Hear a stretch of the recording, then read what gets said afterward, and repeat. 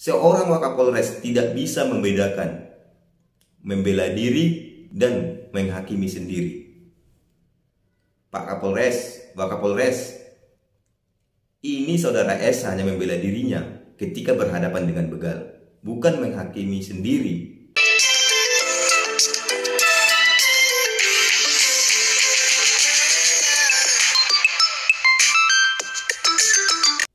Salam hangat buat teman-teman semua dimanapun berada.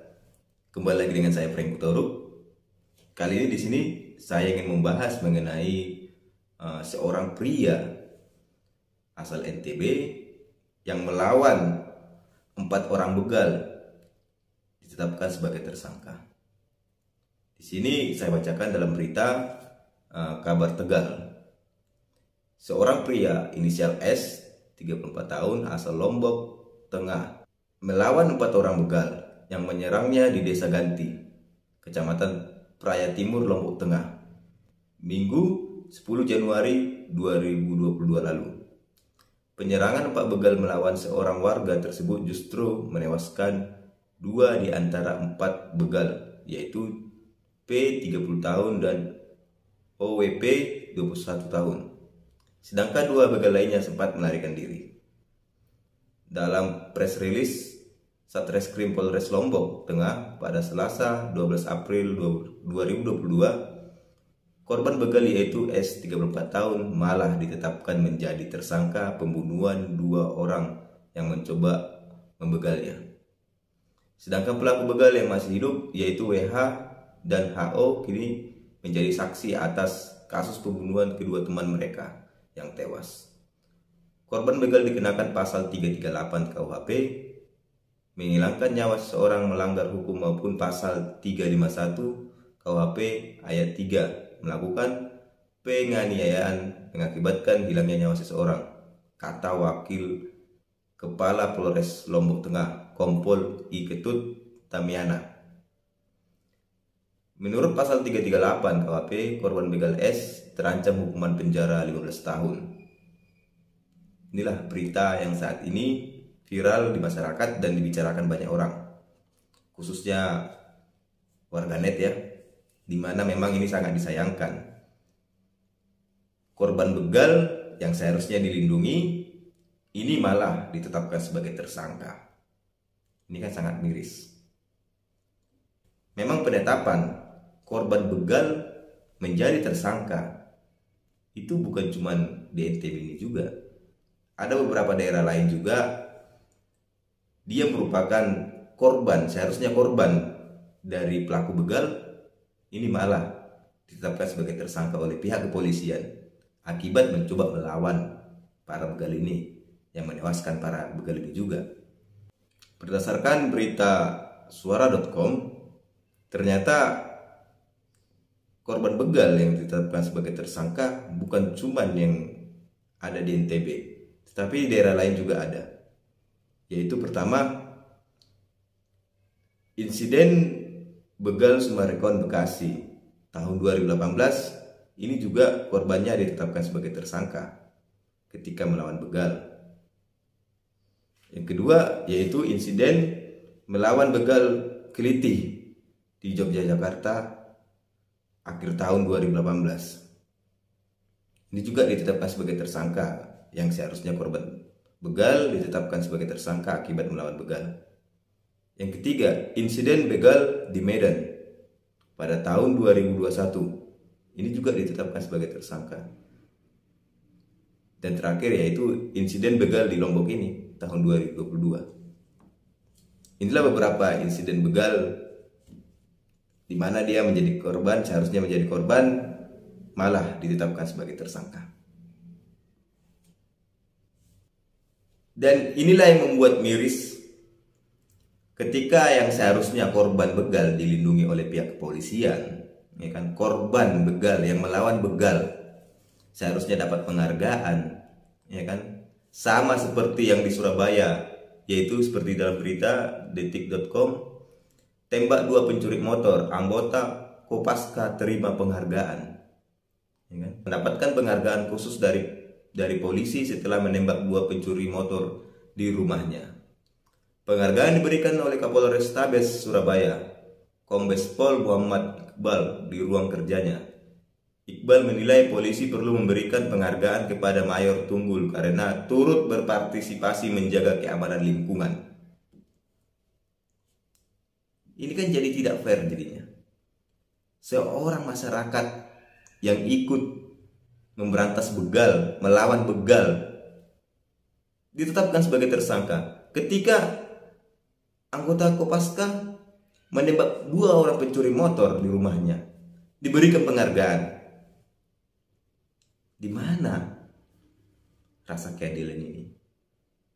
Memang peristiwa di dalam mengakibatkan orang lain meninggal dunia itu memang peristiwa pidana.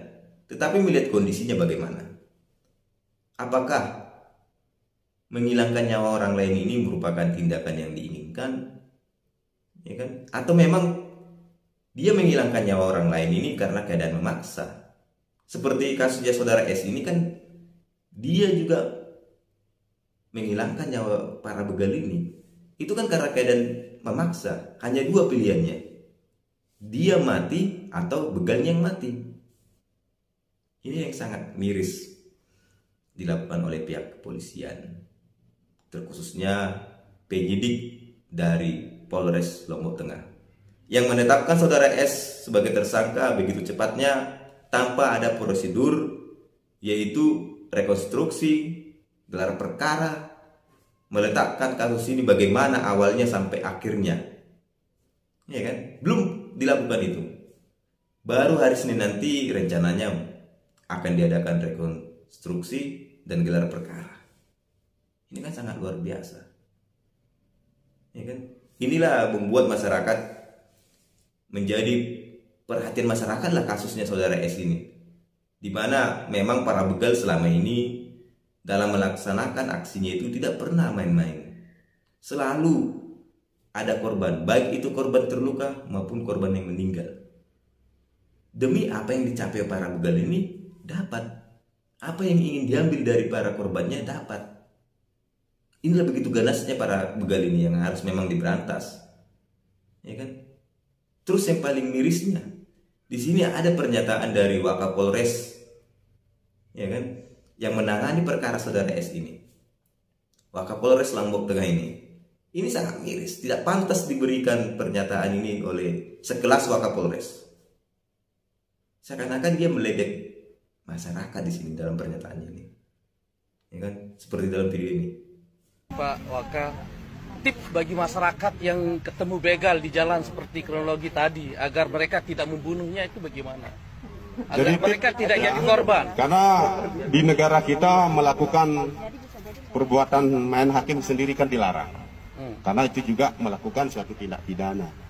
Jadi harus lari lah gitu, tinggalkan motor. Jadi paling tidak kalau keluar malam jangan sendirian, ya berteman. Ya, apabila mau menuju jalan-jalan yang tahu jalan-jalan itu sepi, ya paling tidak berteman. Ya, jangan sendiri dan jangan membawa barang-barang yang berharga. Dan jangan sampai membunuh begal gitu. Ya dalam arti itu membunuh di negara kita kan dilarang, siapapun itu, karena dilindungi oleh hukum. Ya, siapapun walaupun dia sebagai pelaku. Dan begal jangan membunuh korban gitu. Kali itu begal, itu kan pelaku kejahatan. Ya nanti ini tetap kita akan dalami, ya pasal 48 dan pasal 49 tadi, yang akan kita dalami itu. Ya, tentunya nanti yang memutuskan adalah di persidangan. Ya. Di dalam video tersebut tadi, di sini saya melihat kapasitas dari Wakapolres dalam menyampaikan pernyataannya ini tidak efektif. Menandakan tindakan yang dilakukan oleh Polres Lombok Tengah ini tidak profesional. Dari pernyataan Wakapolresnya, seorang Wakapolres tidak bisa membedakan membela diri dan menghakimi sendiri. Pak Kapolres, Wakapolres, ini saudara S hanya membela dirinya ketika berhadapan dengan begal, bukan menghakimi sendiri pelaku begal ini. Menghakimi sendiri itu kita tidak tahu apakah jalan ceritanya apa ini. Makanya kita melakukan penghakiman sendiri, menuduh dengan sendiri. Itulah artinya. Ini telah terang menerang. Saudara S ini kan dipepet, diminta motornya agar diberikan ke begal, ya kan? Dengan menunjukkan celuritnya. Ini kan hanya menghindari dirinya dalam bahaya, makanya dilakukan perlawanan sehingga tewaslah ini para korban ini yang diduga begal ini. Bukan menghakimi sendiri. Dari pernyataan Wakapolres ini pun kita bisa melihat bahwasanya penanganan di Polres Lombok Tengah ini tidak profesional dan harus memang dievaluasi. Membedakan menghakimi sendiri dan membela diri pun tidak bisa. Mana yang membela diri, mana yang menghakimi diri sendiri, menghakimi sendiri. Tidak bisa membedakan. Sehingga memang pantas kasusnya saudara S ini diambil alih oleh Polda NTB. Dan inilah makanya masyarakat melakukan aksi demo ke Polres Lombok Tengah ini. Karena apa? Kinerjanya tidak efektif, ya kan? Tidak tepat. Dari penetapan tersangka saudara S begitu cepat tanpa ada rekonstruksi dan gelar perkara sudah ditetapkan dan ditahan.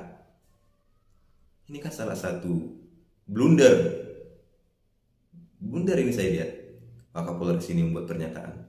Sehingga memang Wakapolres ini perlulah ini diganti ataupun diberhentikan dari jabatannya Wakapolres. Dari pernyataannya aja kapasitasnya tidak pantas jadi Wakapolres, kan itu dia. Memberi pernyataan yang tidak profesional. Dari pernyataannya ada, dari pernyataan dirinya saja sudah menunjukkan bahwasanya dirinya tidak profesional dalam menangani kasus ini. Ya kan? Apalagi dalam pelaksanaan. Ya kan? Sedangkan membuat pernyataan tidak profesional. Apalagi pelaksanaan dalam menangani kasus ini. Ini kan sangat miris. Sehingga memang pengambil alihan ataupun rasa tidak kepercayaan masyarakat terhadap Polres Lombok Tengah ini memang patut untuk diperhitungkan. Maka berdasarlah demo yang dilakukan oleh masyarakat tempo hari yang lalu kepada Polres Lombok Tengah ini. Karena memang dilihat di sini Polres Lombok Tengah tidak melihat kasus begal ini merupakan kasus yang kejahatan yang luar biasa, kriminal luar biasa. Padahal para begal ini tidak segan-segan untuk membunuh para korbannya. Tidak segan-segan membunuh para korbannya. Sehingga memang patut untuk diberantas, dilawan. Bila masyarakat yang melawan begal ditetapkan sebagai tersangka, ini kan menjadi insiden buruk bagi masyarakat. Antara dua pilihan, melawan dipidana, tidak dilawan barang berharganya pun habis diambil, raib diambil, kan itu dia. Jadi peran penting kepolisian ini di mana? Ya kan? Banyak para korban begal selama ini yang tewas, yang terluka. Bagaimana tanggapan pihak kepolisian? Apakah bila memang ketemu sama begal, diminta motor, diberikan, pertanggungjawabannya bagaimana negara? Ya kan? Apakah ketika motor diberikan, dilapor ke pihak kepolisian itu gerak cepat, secepat menetapkan sebagai tersangka? Ya kan? Inilah Wakapolres ini hati-hati. Saya meminta kepada Kepala Kepolisian Republik Indonesia untuk melakukan evaluasi lah terhadap Wakapolres ini. Dari pernyataannya aja sudah membuat bingung, ya kan? Jadi bahan tertawaan wartawan waktu menanyakan dirinya ini terhadap kasus yang menimpa saudara S. Tidak bisa membedakan antara membela diri dan main hakim sendiri. Dan Wakapolres juga menyebutkan di dalam pernyataannya bahwasanya masyarakat jangan keluar sendiri.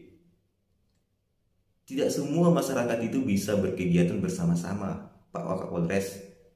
Terkadang harus bermain sendiri juga berkegiatannya, kan itu dia. Terus bagaimana?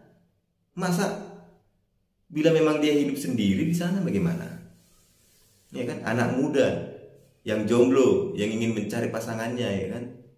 Masa mau ketemu pasangannya bawa orang tua, bawa saudara, bawa teman. Kan nggak lucu Pak Wakapolres. Ya kan? Jadi pernyataan Wakapolres ini tidak tepat, tidak patutlah diberikan pernyataan ini.